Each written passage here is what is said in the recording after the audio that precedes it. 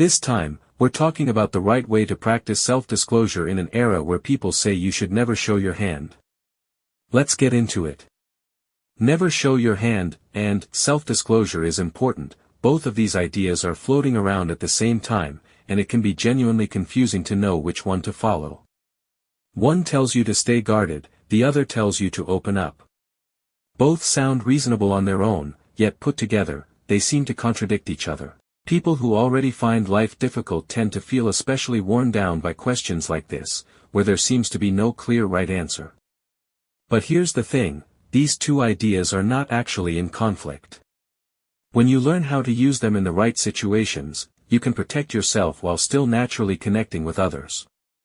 That kind of navigation in conversation is absolutely possible. In this video, we'll cover why never show your hand and practice self-disclosure are not contradictions, how to think about protecting your core while still appearing open, and how to handle personal questions gracefully while keeping control of the conversation. The phrase, never show your hand, originally came from the world of business and negotiation. The idea was that letting the other party know your motivations or conditions would cost you the upper hand in a deal. At some point, though, this way of thinking spread into everyday relationships, and the interpretation that talking about yourself equals showing weakness began to take hold. In an era where sharing on social media has become routine, the risk of personal information reaching a wide and unknown audience has grown as well, which has only deepened the sense that self-disclosure is something to be wary of.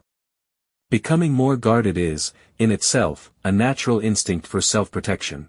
But when you start to believe that staying silent is always the right move, you can find yourself in a situation where closeness with others never develops, and a quiet sense of isolation grows in its place.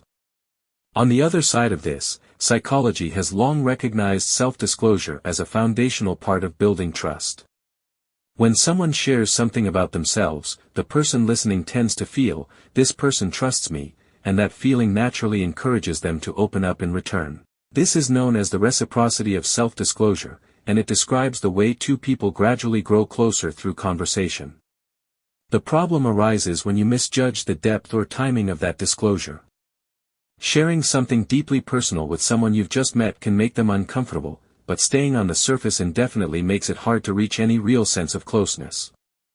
How accurately you can read the question of how much to share, and when, has a surprisingly large influence on how satisfying your relationships feel.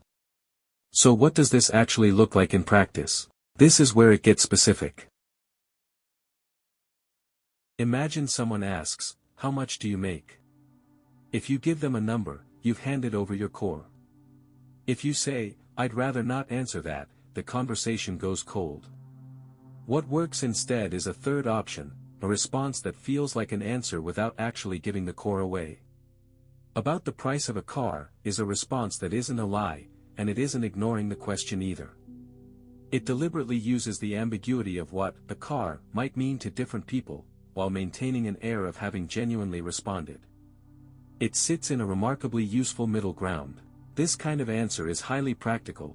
It creates a sense of warmth and openness without leaving you exposed. And the state of appearing to disclose plays a surprisingly significant role in how the other person receives you. People often find a sense of reassurance simply in the fact that someone shared something with them. The specifics or accuracy of that information tend to matter far less than you might expect. When someone hears about the price of a car, they fill in the picture themselves, something like that, and move on. Whether their image is accurate or not is beside the point.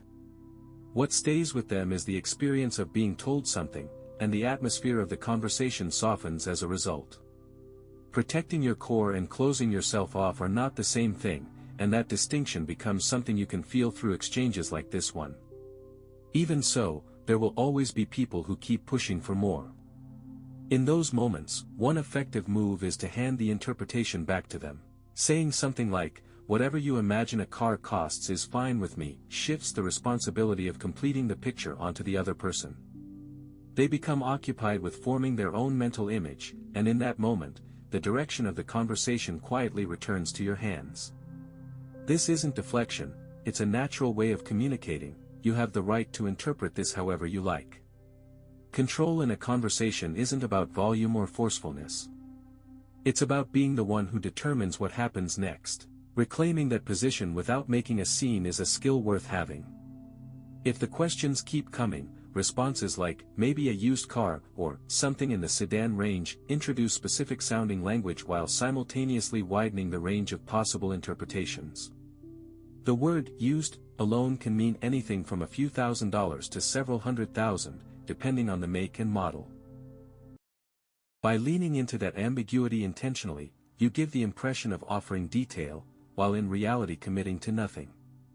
When delivered with a light touch or a hint of humor, the effect is even better. Rather than leaving the other person feeling brushed off, you leave them with the sense that it was simply an enjoyable exchange. When self-disclosure gets framed purely as a question of how much to share, it tends to collapse into a binary, too much or too little. But when you shift the frame and think of it as something both people bring to a conversation in roughly equal measure, the whole picture changes. If you've shared a certain amount, it's entirely reasonable to expect the same from the other person. Holding on to that sense of balance is genuinely important for keeping a relationship on equal footing. When you feel you've shared enough, turning the question around, "What about you?" is a natural way to keep the conversation fair. Self-disclosure isn't about swinging the door wide open. It's more like two people opening their doors to the same degree. The idea that letting someone feel a little uncomfortable isn't necessarily a bad thing for the balance of a conversation might sound sharp at first. But this isn't about being unkind. It gets at something true about how relationships work, that one-sided dynamics don't last.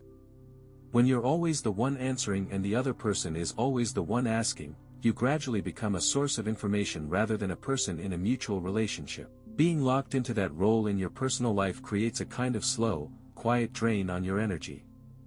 Letting the other person sit with a little uncertainty, letting them do a little work, that's a small reset button for restoring something equal between you. The goal isn't to make someone uncomfortable. It's a quiet assertion that conversation is supposed to move in both directions, and that you're reclaiming that rhythm. How you handle self-disclosure is less about communication technique and more about how you protect yourself. The anxiety around speaking, the tension around being asked, at the root of it is often the feeling that being known might somehow cost you something. But there is always room to find your own approach, weighing what staying silent protects against what opening up might offer. There are genuinely moments when you can guard your core and still close the distance between yourself and another person. The way you use language, the pauses you allow, these become yours through experience. You don't have to say everything. You don't have to say nothing. Somewhere in the middle, when you find a way to be yourself without either extreme, conversation has a way of becoming something a little more enjoyable than it was before.